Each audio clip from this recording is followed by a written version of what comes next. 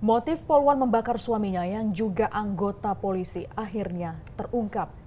Ya, diduga permasalahan berakar dari sang suami yang seringkali bermain judi online. Lalu bagaimana institusi hukum yang harusnya memberantas judi online malah anggotanya yang diduga bermain judi online? Kita diskusi bersama dengan Dana Paramita.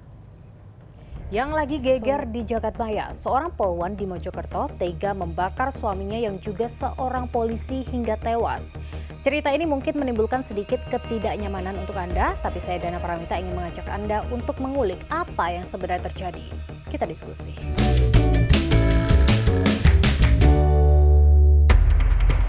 Berawal dari cekcok, Bribtu FN, Polwan Polres Mojokerto tega membakar suaminya, Bribtu Rian Wicaksono pada Sabtu kemarin. Begini kronologinya. Pada saat korban ini pulang dari kantor, kemudian cekcok di rumah dengan istrinya, kemudian istrinya menyiramkan bensin di muka dan badan yang bersangkutan. Tidak jauh dari TKP itu ada sumber api, sehingga terperciklah di situ, akhirnya membakar yang bersangkutan, kemudian dibawa oleh tersangka ini atas nama FN ini dibawa ke RSUD. Ia sempat bertahan selama lebih dari 24 jam meski menderita luka bakar hingga 96%. Minggu sore, polisi resmi menetapkan Bribtu FN sebagai tersangka. Ia dikenakan pasal tentang kekerasan dalam rumah tangga atau KDRT. Yang bersangkutan saat ini Bribtu FN yang selaku tersangka yang saat ini sudah ditetapkan sebagai tersangka masih trauma mendalam terkait dengan peristiwa ini. Tersangka kini dalam kondisi trauma berat hingga harus didampingi oleh seorang psikiater. Saya berdiskusi dengan psikolog forensik terkait insiden ini. Kekerasan yang ditampilkan oleh si polwan itu ingin kita sebut sebagai apa ya? Sebagai sebuah sifat yang muncul seketika, yang sekonyong-konyong, yang sifatnya insidental, ataukah itu sifat yang sifatnya menetap, sifat yang sudah menjadi sebuah kepribadian. Nah, semestinya memang dilakukan pengecekan secara berkala terkait dengan kehidupan atau kondisi psikologis para personil. Tapi saya tidak membayangkan bahwa personil polisi akan dengan suka hati memberikan informasi tentang kondisi kepribadian mereka. Saya tidak membayangkan bahwa anggota Polri akan dengan secara sukarela memberikan informasi tentang problematika rumah tangga mereka. Kenapa? Karena itu menyangkut aib. Jadi anggaplah hari ini ada personil polisi yang datang ke unit psikologi karena didorong untuk melakukan pemeriksaan mental secara berkala. Mereka datang, mereka namanya tercatat. Tapi pada saat yang sama begitu nama mereka tercatat bisa jadi bumerang. Karena kemudian atasan atau pimpinan atau lembaga bisa menilai personil ini di satu sisi mencari pertolongan, itu konstruktif, tapi di lain sisi ternyata punya problem, punya masalah, punya kelemahan-kelemahan yang justru bisa beresiko terhadap kesinambungan karir mereka. Oke, mendengar jawaban dari psikolog forensik tadi, saya jadi menanyakan kepada Kompolnas terkait tahapan tes psikologi yang harus dijalani untuk masuk menjadi anggota Polri. Nah, apakah ada tingkat stres tertentu sampai dia melakukan hal seperti ini? Karena bagaimanapun ketika masuk Polwan kan sudah ada standar tesnya, sudah lulus. Tetapi dalam kondisi tertentu seseorang bisa berubah kondisi emosinya dan sebagainya. Biro psikologi diperkuat, jumlahnya diperbanyak ke seluruh jajaran sampai dengan di tingkat Polres agar pelayanan konseling kepada anggota itu bisa dilaksanakan dengan optimal. Karena dengan tugas yang berat, potensi stres tinggi, kemudian juga berbagai macam tantangan yang dihadapi itu juga potensial menimbulkan stres tersendiri. Ini perlu dilakukan konseling. Nah, kami dorong untuk perkuatan dari biro psikologi. Kemudian yang kedua, ini perlu dilakukan prioritas ketika ditemukan anggota yang tadi menunjukkan ciri-ciri yang berubah dari biasanya. Itu prioritas dulu lah. Yang lain kan nanti ada mau izin senjata api juga harus dites lagi, mau perpanjangan izin dites lagi. Tetapi prioritas adalah anggota-anggota yang terindikasi adanya satu masalah yang sedang dia hadapi.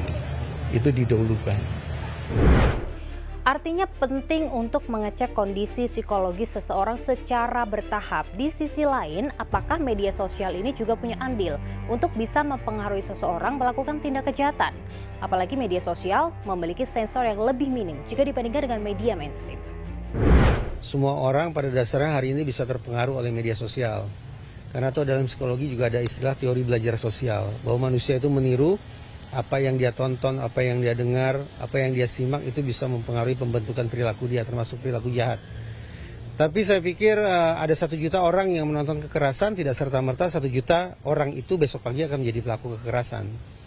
Terlebih ketika kita bicara tentang anggota kepolisian, yang kita asumsikan mereka punya imunitas lebih tinggi, punya kendali diri lebih baik, sehingga tidak mudah terpengaruh oleh hal-hal yang destruktif yang mereka tanda petik pelajari lewat media sosial. Dengan kata lain, keberadaan media sosial tidak bisalah dikambing hitamkan begitu saja, termasuk ketika kita perbincangan kasus Mojokerto semacam ini. Kasus ini memang masih dalam penyelidikan, namun judi online ini disebut-sebut sebagai penyebab cekcok di antara keduanya. Institusi hukum yang seharusnya memberantas judi online, namun anggotanya diduga justru bermain judi online. Nah, mirisnya kenapa justru aparat penegak hukum yang harusnya melakukan tindakan ini justru ikut judi online. Dari beberapa kasus yang kami supervisi, kasus bunuh diri yang backgroundnya atau latar belakang judi online, kami temukan bahwa ada yang karena dia coba-coba ingin tahu, dipengaruhi temannya, diajak temannya, atau dalam kondisi kepepet perlu uang, akhirnya dia mencoba. Nah, kita semua tahu bahwa judi itu biasanya kan untuk memancing supaya orang tertarik, biasanya menang dulu, baru habis itu dikuras habis kan. Nah, inilah yang terjadi dan kami dari Kompolnas sudah merekomendasikan untuk yang pertama pengawasan melekat dari para atasan supaya ditingkatkan, khususnya menyangkut masalah judi online. Caranya apa? Lakukan pemeriksaan handphone seluruh anggota secara mendadak, jadi disidak seperti itu. Kalau ditemukan dia ternyata download aplikasi itu atau jejak digital dia melakukan itu, perlu dilakukan sanksi, entah teguran ataupun apa, atau catatan lah, dan diperingatkan agar tidak mengulang. Kalau mengulang sanksinya lebih berat lagi. Di tubuh kepolisian ada aturan internal yang disebut pengawasan melekat dari atasan kepada kinerja dan juga tugas anggota polisi. Apakah kemudian regulasi ini sudah berjalan dengan baik? Suaminya yang terlibat judi online ini apakah istrinya sempat melaporkan?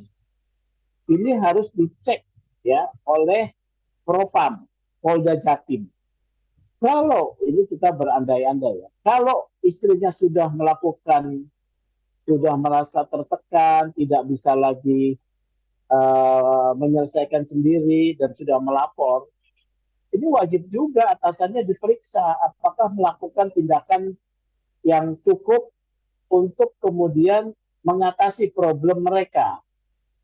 Karena ada peraturan pengawasan atasan kepada bawahannya.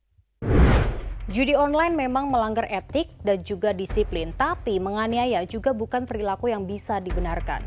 Sekali lagi, jangan pernah menggampangkan atau menganggap sepele kesehatan mental. Jika memang merasa tidak baik-baik saja, jangan ragu untuk segera mencari bantuan profesional. Terima kasih sudah diskusi.